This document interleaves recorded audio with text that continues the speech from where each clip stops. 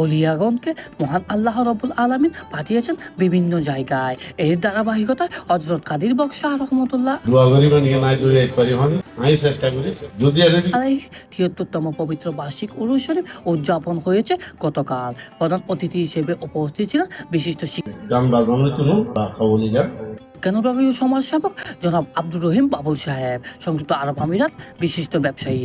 উদ্বোধক হিসেবে উপস্থিত ছিলেন মাওলানা শহীদুল্লাহ ফারুকী সাহেব। প্রধান বক্তা হিসেবে উপস্থিত ছিলেন মাওলানা মীর মহিনুদ্দিন মুরুরি সাহেব।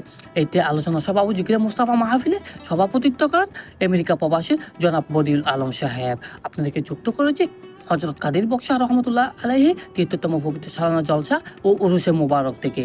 ধন্যবাদ। একটু কষ্ট করে আর তবরত করে দিয়ে তো এই যে সামান্য বিন্দু করি যদি এরকম ফসলিত আনা করি পারি যায় আর শ্রীক নগরী যদি জিকিরের মাধ্যমে মধ্যে আল্লাহ আল্লাহ রসুলের ফাইজ হয় আর ইয়ান সবসময় দাঁড়িয়ে একটু এর সময় তুলি আমরা যারা মুরব্বী আছেন ইনশাআল্লাহ